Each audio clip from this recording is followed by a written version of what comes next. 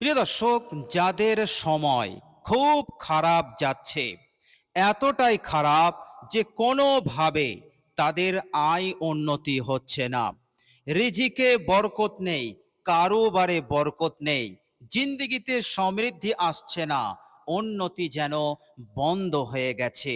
প্রিয় দর্শক, সে কঠিন পেরেশানির মধ্যে পড়ে গেছে, কঠিন টেনশনের মধ্যে পড়ে গেছে।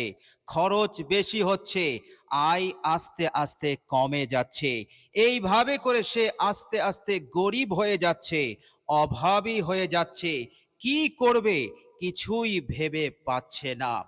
প্রিয় দর্শক, এই রকম কঠিন পরিস্থিতিতে, এই রকম কঠিন হালতে যদি এই মূল্যবান দোয়াটি মাত্র 5 বার আন্তরিকতার সহিত, এখলাসের সহিত পাঠ করতে পারে, ইনশাআল্লাহ আল্লাহ রাব্বুল আলামিন তার এই দুঃসময়কে দূর করে দেবেন। আল্লাহ রাব্বুল আলামিন তার রোজগারে বরকত দেবেন, তার আয়ে অনেক অনেক উন্নতি আসা শুরু হয়ে যাবে। সে আর হোঁচট খাবে না, সে আর মার খাবে না। আল্লাহ রাব্বুল আলামিন তার জিন্দগিতে তারাক্কি শুরু করে দেবেন, উন্নতি শুরু করে দেবেন। বৃষ্টির ফোঁটার ন্যায় আল্লাহ রাব্বুল আলামিন তার জিন্দগিতে বরকত দান করতে থাকবেন। এইভাবে করে আল্লাহ রাব্বুল আলামিন তার অবস্থাকে পরিবর্তন করে দেবেন, তার অবস্থাকে সচ্ছল বানিয়ে দেবেন। আল্লাহ রাব্বুল আলামিন এত দিতে থাকবেন, এত দিতে থাকবেন, আল্লাহ রাব্বুল আলামিন অল্প সময়ের মধ্যেই তাকে সুখী করবেন এবং তাকে ধনী বানিয়ে দেবেন। বলুন সুবহানাল্লাহ। এইভাবে করে আল্লাহ রাব্বুল আলামিন তার মনের নেক বাসনাকে পূরণ করে দেবেন, নেক ইচ্ছাকে, নেক আশাকে তিনি পূরণ করে দেবেন ইনশাআল্লাহ। তো প্রিয় দর্শক, চলুন এবার আমরা জেনে নেই সেই মূল্যবান দোয়াটি। প্রিয় দর্শক, এই মূল্যবান দোয়াটি আমরা যে হাদিস থেকে জেনেছি, সেই হাদিসটি আমরা শুনে নেই। প্রিয় দর্শক, বর্ণনা করেছেন হযরত আবু উমামা রাদিয়াল্লাহু তাআলা আনহু।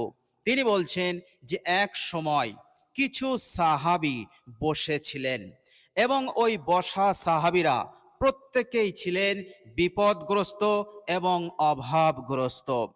এমন সময় রাসূলুল্লাহ সাল্লাল্লাহু আলাইহি ওয়াসাল্লাম সেখানে পৌঁছালেন।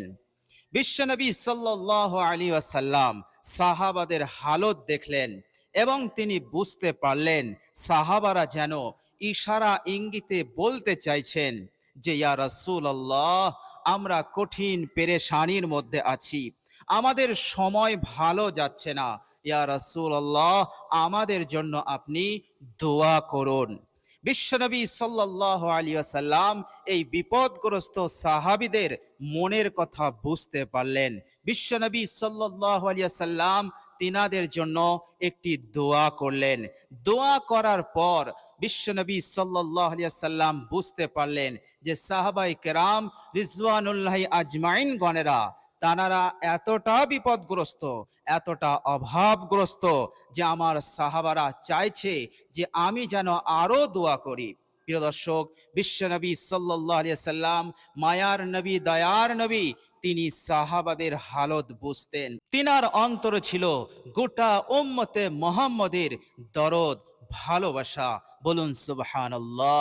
প্রিয় দর্শক, সাহাবায়ে কেরাম রিজওয়ানুল্লাহি আজমাইন গণেরা তিনারা ইশারা ইঙ্গিতে আবারও বলতে চাইলেন যে ইয়া রাসূলুল্লাহ, আমাদের জন্য আপনি আরো দোয়া করুন, কেননা আমরা নানান ধরনের বিপদ পেরেশানির মধ্যে আছি।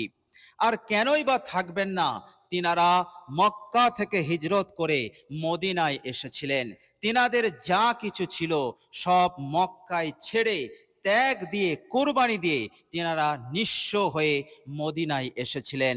আর মদিনাতে কোনো ঘর ছিল না, রাত কাটানোর কোনো বাসস্থান ছিল না, জায়গা জমি ছিল না, কিছুই ছিল না। এক বেলা কি খাবে তারও কোনো ঠিকানা ছিল না। একটি খেজুর বলতে তাদের ঘরে ছিল না। এই রকম কঠিন পরিস্থিতি, কঠিন অভাবের শিকার হয়ে পড়েছিলেন, কঠিন বিপদগ্রস্ত হয়ে পড়েছিলেন সাহাবায়ে কেরাম। এই নিঃস্ব সাহাবারা কি করবেন কিছুই ভেবে পাচ্ছিলেন না। কেননা এইভাবে তো বেশি দিন চলা যাবে না।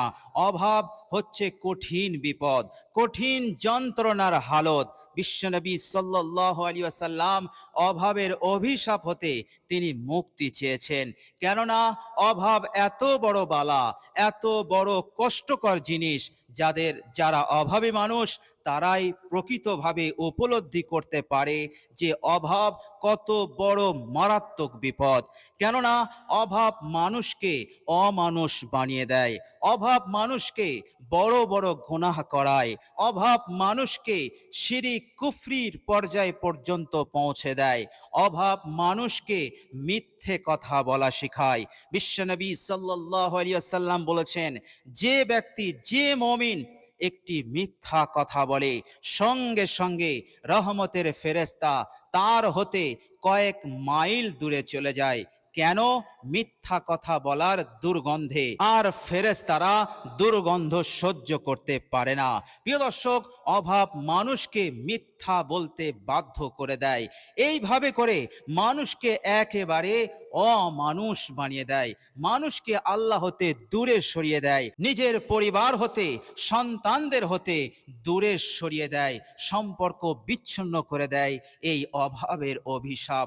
এই জন্য সাহাবায়ে কেরাম রিজওয়ানুল্লাহ আজমাইন গণেরা বুঝতে পেরেছিলেন যে এইভাবে তো বেশি দিন চলা যাবে না, আমাদেরকে তো কিছু একটা করতে হবে।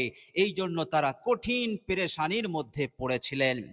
তো বিশ্বনবী সাল্লাল্লাহু আলাইহি সাল্লাম বুঝতে পারলেন যে আমার সাহাবারা ইশারা ইঙ্গিতে বলতে চাইছেন যে আমি যেন আবারও দোয়া করি।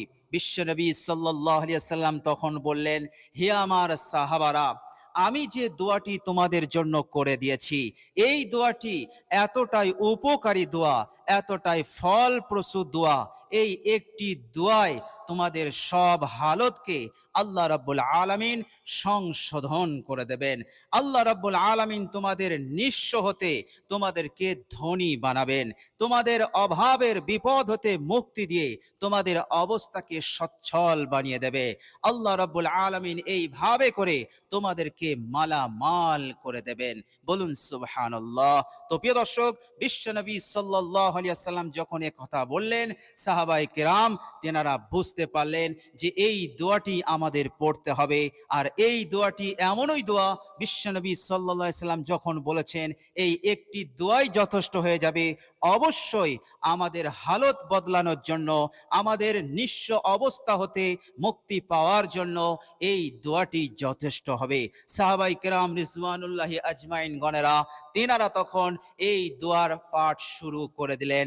আস্তে আস্তে আল্লাহ রাব্বুল আলামিন তাদের অবস্থাকে পরিবর্তন করে দিলেন। দুঃসময় দূর হয়ে গেল। সাহাবায়ে কেরামদেরকে আল্লাহ রাব্বুল আলামিন মালামাল করে দিলেন।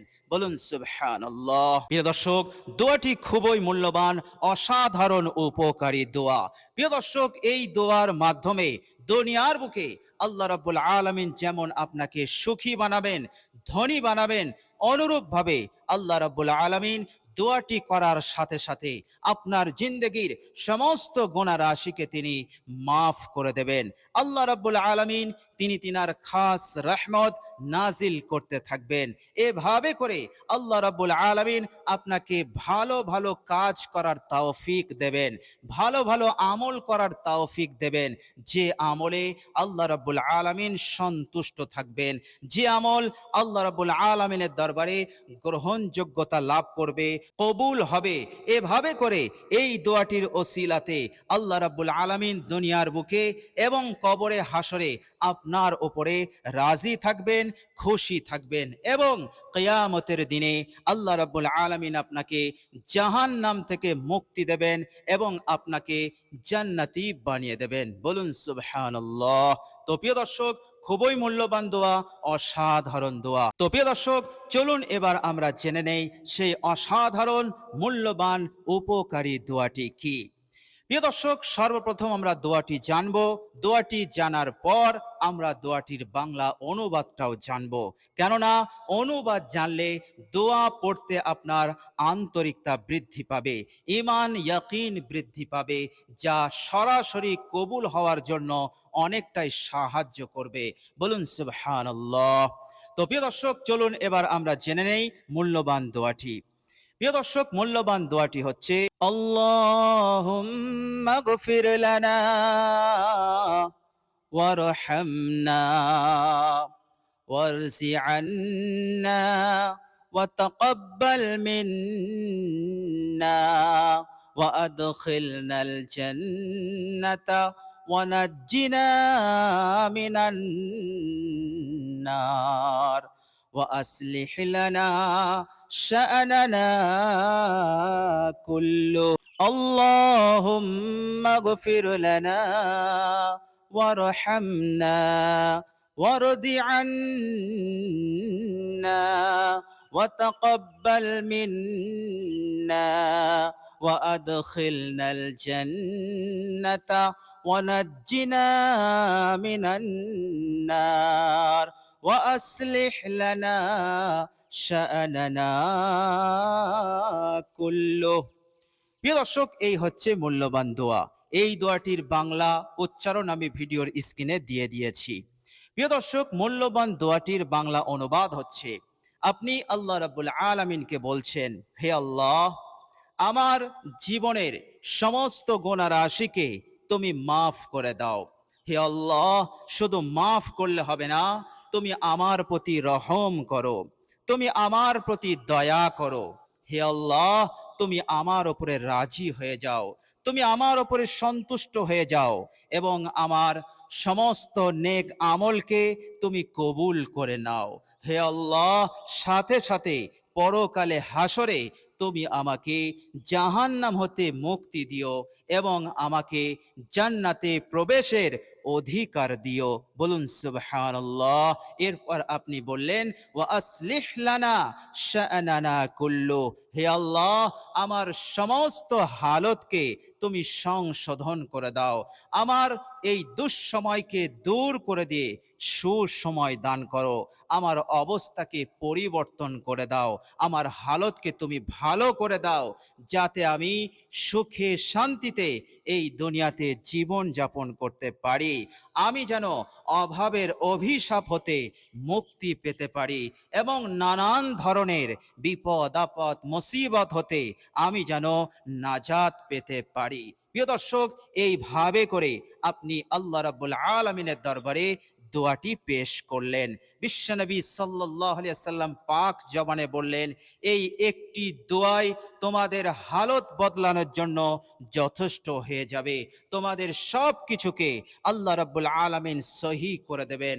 আল্লাহ রাব্বুল আলামিন তোমাদের মনের সকল নেক আশা আকাঙ্ক্ষাকে তিনি পূরণ করে দেবেন। বলুন সুবহানাল্লাহ। তো প্রিয় দর্শক, খুবই মূল্যবান দোয়া, অসাধারণ দোয়া, উপকারী দোয়া। আমরা সকলেই চেষ্টা করব এই মূল্যবান দোয়াটি পাঠ করার। প্রিয় দর্শক, এক জায়গায় বসে আপনি এই মূল্যবান দোয়াটি অর্থ জেনে মাত্র 5 বার পাঠ করবেন, ইনশাল্লাহ অবশ্যই আপনি এর ফলাফল পাবেনই পাবেন। কেননা আমার কথা নয়, আপনার কথা নয়, পৃথিবীর কোনো মানুষের কথা নয়, যিনি বললেন তিনি হচ্ছেন সমস্ত নবীদের নবী এবং আল্লাহ পাকের কাছে যিনি সর্বাধিক প্রিয় এবং মাহবুব, তিনি হচ্ছেন আমাদের নবী হযরত মুহাম্মদ। সকলেই বলুন সাল্লাল্লাহু আলাইহি ওয়াসাল্লাম। সুতরাং এখানে সন্দেহের কোনো জায়গা নেই। দৃঢ় বিশ্বাস নিয়ে ঈমান ইয়াকিনের সহিত আন্তরিকতার সহিত দোয়াটি পাঠ করুন, অবশ্যই এর ফলাফল আপনি পাবেনই পাবেন ইনশাআল্লাহ। তো প্রিয় দর্শক, আজ এ পর্যন্তই। সকলে ভালো থাকবেন, সুস্থ থাকবেন। ভিডিওটি এ পর্যন্ত দেখার জন্য আল্লাহ রাব্বুল আলামিনের কাছে দোয়া করি, আল্লাহ রাব্বুল আলামিন যেন প্রত্যেকের সমস্যাকে তিনি দূর করে দেন। এভাবে করে দিলের নেক আশা আকাঙ্ক্ষা যেন আল্লাহ রাব্বুল আলামিন পূরণ করে দেন, ইহকাল এবং পরকালে আমাদেরকে সফল কাম করে দেন। সকলে বলি আমিন। প্রিয় দর্শক, কমেন্ট বক্সে একবার আমিন লিখে দেবেন। আজ এ পর্যন্তই। সকলে ভালো থাকবেন, সুস্থ থাকবেন। ভিডিওটি ভালো লাগলে একটি লাইক এবং শেয়ার করে দেবেন। প্রিয় দর্শক, শেষে আমার আন্তরিক সালাম নেবেন। আসসালামু আলাইকুম ওয়া রাহমাতুল্লাহি ওয়া বারাকাতুহু।